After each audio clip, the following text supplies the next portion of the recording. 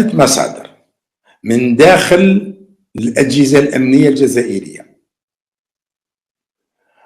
تشير إلى أنه إطلاق سراح فريد زين الدين بن شيخ بعد الاعتقال تاعو لمدة 10 أيام ماهيش راح تحبس عند قال خلاص سمحنا بقى على خير، لا، الراجل راح يرجع بقوة، ماناش حتى محتاجين، يعني واحد لما يخمم ماناش محتاجين المعلومات باش نقولوا هذا الراجل راح يرجع بقوة.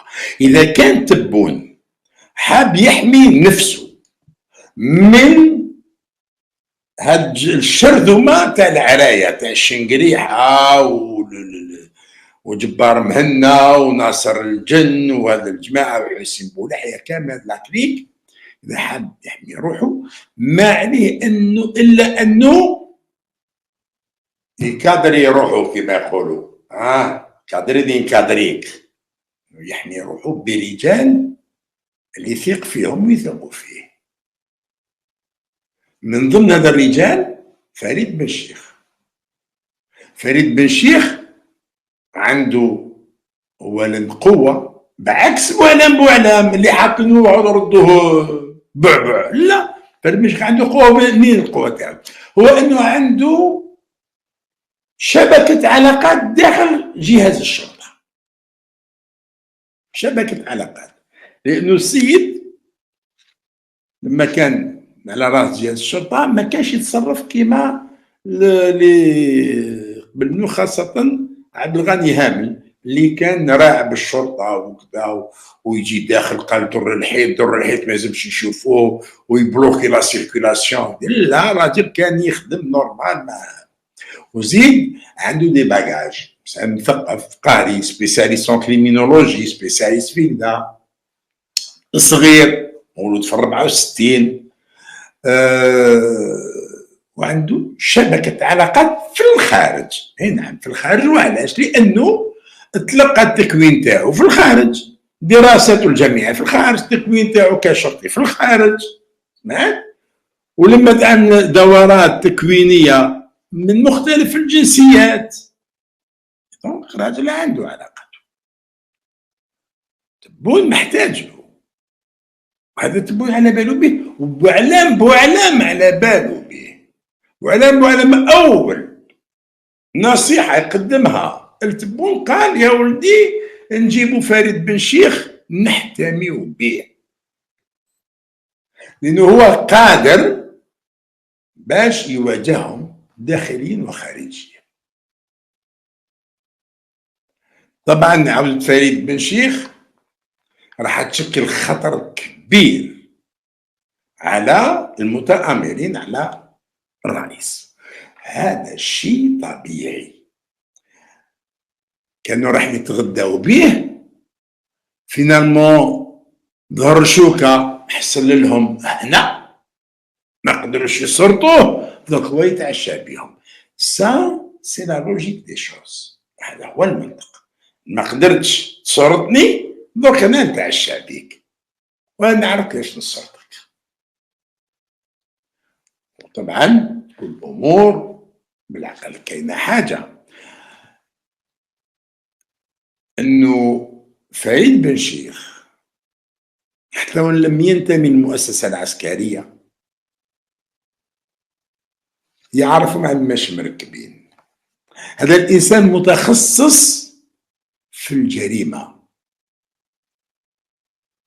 في علم الجريمه، في الكريمينولوجي، وعلى باله باللي جماعه اللي راهم في مواجهته مجرمين. لما نقولوا مجرمين ماشي كلمه وروح، لا، مجرمين تاع الصح، قتلوا مئات الجزائريين. وبالتالي هذا الراجل اللي متخصص في علم الجريمه يعرف تفكير المجرم، كيف يفكر المجرم، وبالتالي اي خطه يرسمها له باش يواجهه يرسمها بطريقه علميه، ماشي ما يرسمهاش من باب المكر، يعني بار لا روز ولا بار لا ماليس ولا لا، طريقه علميه. سان كريمينولوج السيد هذايا، وإلا افير دي كريمينال. شفت كيفاش؟ دونك دراسته ليهم ومواجهته لهاد المجرمين تكون بطريقه علميه، كما صارت في حكايه التليفونات.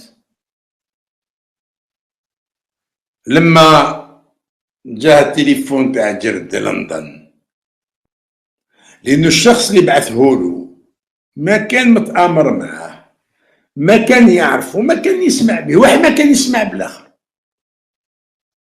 الشخص هذا طاح في يدو التليفون تاع الجرد، وين راح يديه؟ باش قال يستعملوا تليفوني به ماهوش محتاج، ماهوش محتاج.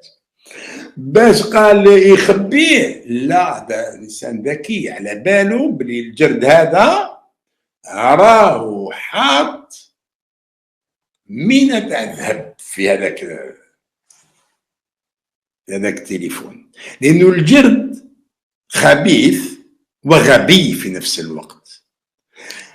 كان المعلومات اللي يعطيهم له جبار ومعاد وجماعه اللي دايرين به ولطفي نزار وغيرهم يخزنها في عود يمحيها. من المفروض اي واحد يكون ذكي تجي تحكي تليفون ما تصير فيه والو. الاورديناتور اخي يحبوا يدخلوا له ما صابوا والو. سي لا موندر دي شوز، سي لا موندر دي شوز. هو يدلل بيه، يدلل بالتليفون ديالو، ويخلي يسجلهم كي يهضروا معاه، يسجل لي نيميرو دو كونت تاعهم. مثلا لما جبار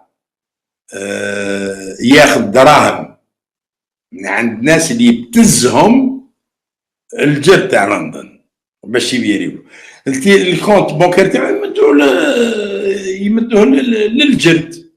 الجرد يحتفظ بالرقم ويحتفظ بالروس هذاك اللي بعث به الدراهم من الجبار، ونفس الشيء المعاد ونفس الشيء الاخرين ويا ماشي، لانهم كلهم جماعه سقاط فوايو، نقول دي فوايو يحبوا دراهم.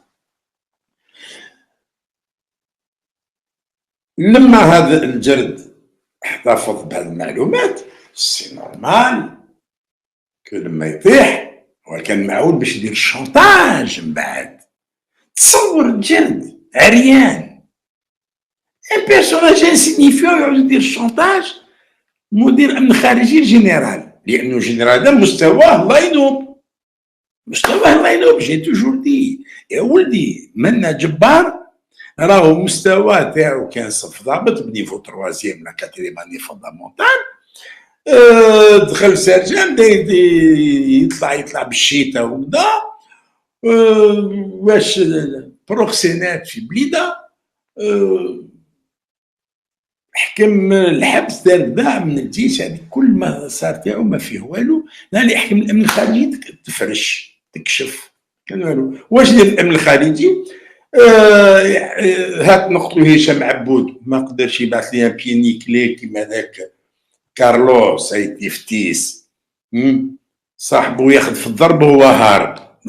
شفت جيتا تقتل واحد اللي هذاك الجد مسميه محبب الواد. اي نعم محبب الواد ونص.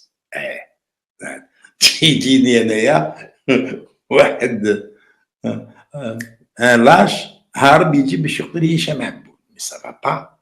دونك شوف واحد اخر، شوف على من يعتمدوا، على من يعتمد هذا جبار، هذا هو مستواه.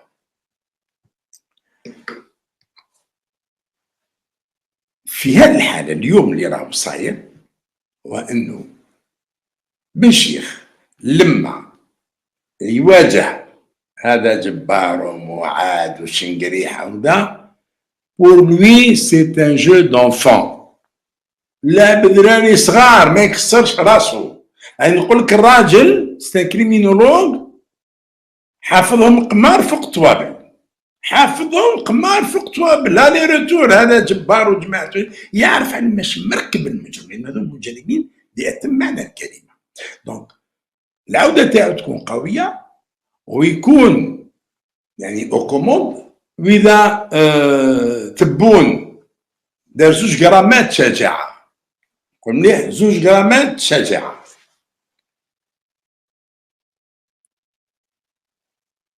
يعطيلو المفتاح في يده يتصرف في هذو بكل حريه، ويقدر يضيفوا مصباح اللي يقولوا عليها انه سالومة توفيق. لا، مصباح كانت عنده علاقات مع توفيق، انا نعرفو مليح يعني، ماشي نتكلم على واحد ما نعرفوش.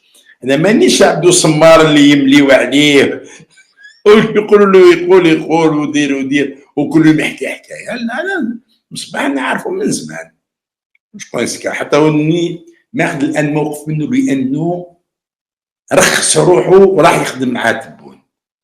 ايه رخص روحه شفيق مصباح وراح يخدم مع تبون، وراح يخدم مع مجرمين. انسان مثقف يعود يخدم مع مجرمين، مع ناصر الجلمة وراه عند بنقرينة. انت تروح عنده المقر تاعو يتصور معاك. عبد هذاك حاط البنان والتمر والفراز لسفيرة بريطانيا با.